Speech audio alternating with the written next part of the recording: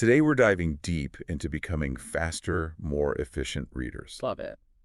We've got this fascinating YouTube video. It's a summary of the book, 10 Days to Faster Reading. Okay. And it's not just about, speed reading hacks. It's about really changing our whole mindset Yeah. around how we approach reading. I think that's a really important point because we often come to reading with a lot of baggage, like ingrained habits, misconceptions, Yeah. things that are actually holding us back. Totally. Okay, so let's unpack that a little bit. One of the biggest myths that this video tackles is the idea that we need to remember absolutely everything we read. And I'll be honest, I'm so guilty of this. It's like I'm constantly highlighting, taking notes. I'm afraid to miss even the tiniest detail. It's almost like we're preparing for an exam on every single thing we read.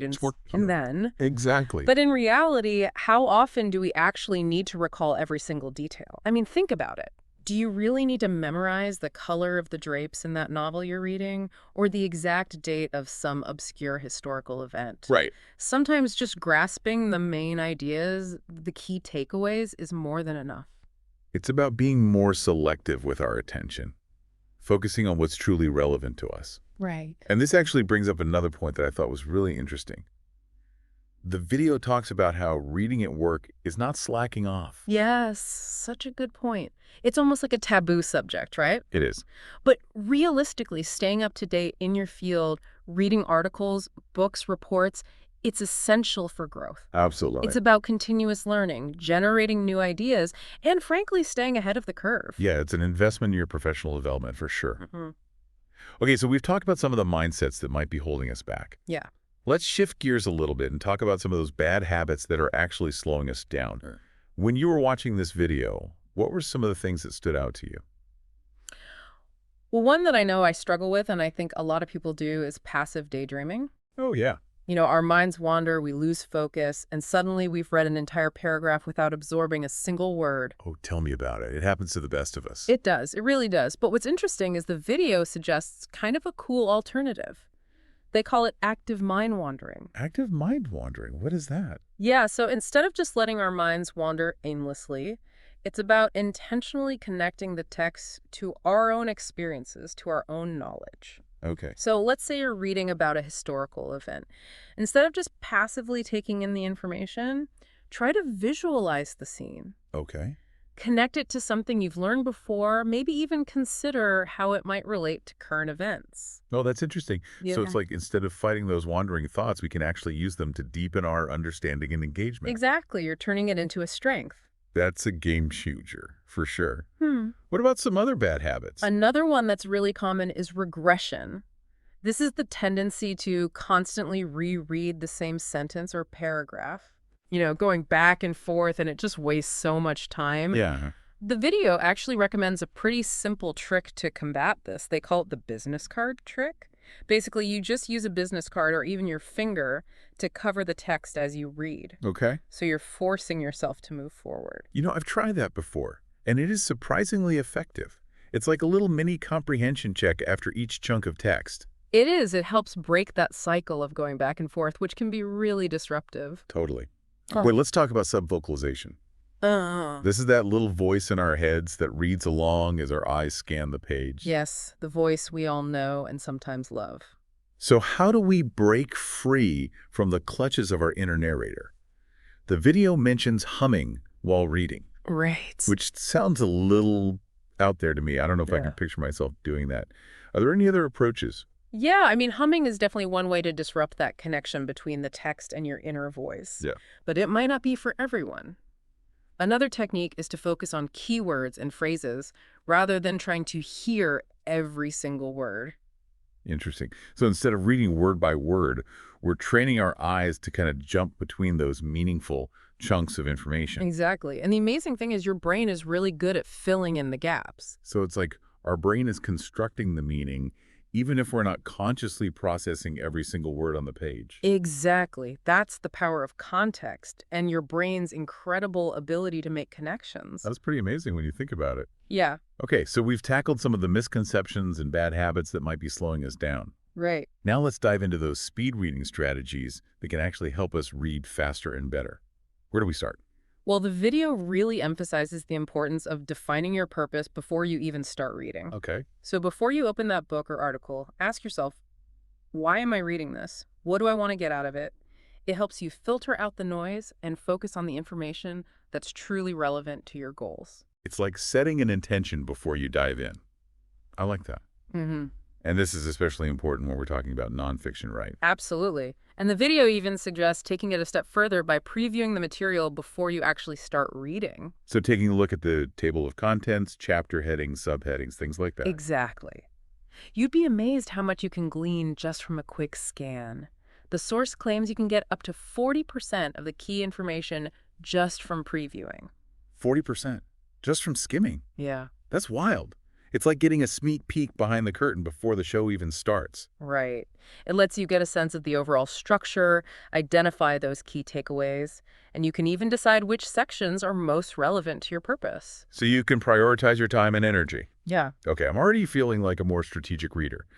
Tell me more about these speed reading gems. What else did you discover? Well, let's talk about keyword scanning. This is all about training your brain to ignore those filler words, the AS, the S, and but, all those, and instead focus on the impactful words, the verbs, the nouns, the adjectives, the words that carry the real meaning. So we're essentially training our brains to sift through the fluff and extract those nuggets of gold. How does that actually work? It's based on the idea that our brains are incredibly good at filling in the gaps.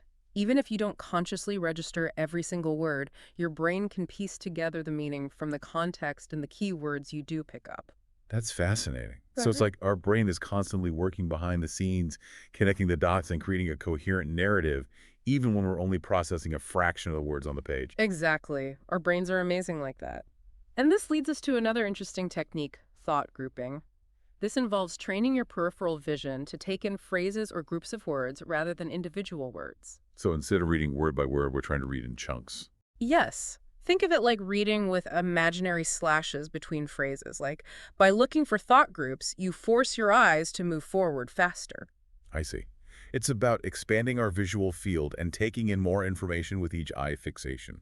It's like those eye tracking exercises they use in sports training, right? Yeah, you're essentially strengthening your visual muscles and improving your ability to process information quickly. Okay, that makes a lot of sense. And speaking of visual techniques, what about this reading between the lines concept? I'm intrigued. This one's a little counterintuitive, but it can be really effective. Instead of focusing directly on the line of text, you focus on the white space above the line. Hold on. You're telling me to look above the words. How does that even work?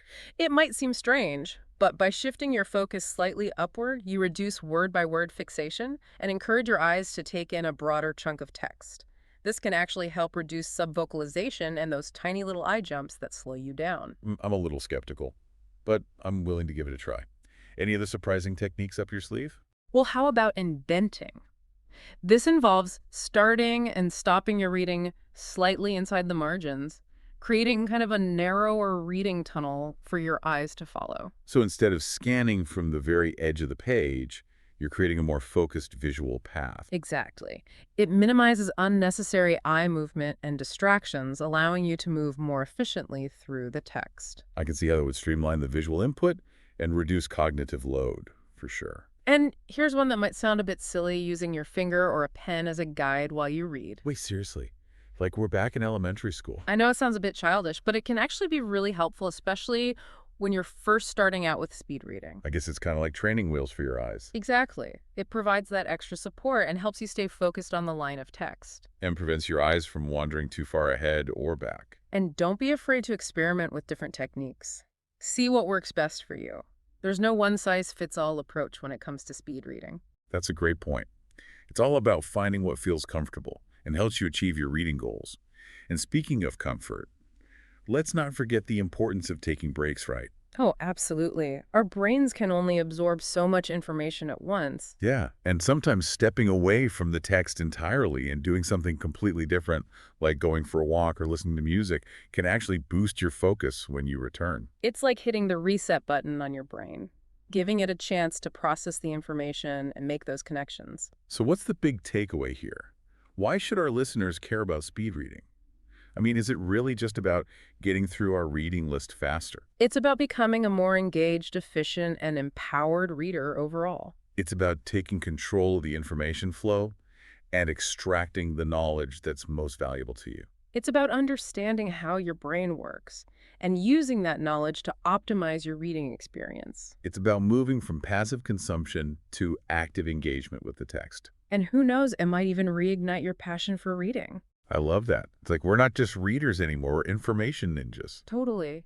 And one thing that really resonated with me from the video was this idea that these techniques are like training wheels. Oh, At first they might feel a little awkward or maybe even a bit silly, right. but they're there to help you build the skills and confidence to eventually read faster and better without them. It's like anything new, right? Mm, You need that support in the beginning until you find your groove. exactly. It's about pushing past your comfort zone, experimenting, and finding what works best for you. And the best part is, even small improvements can make a huge difference over time. Absolutely. It's those little tweaks that add up in the long run. So let's wrap things up here by giving our listeners something to really ponder as they embark on their speed reading journey.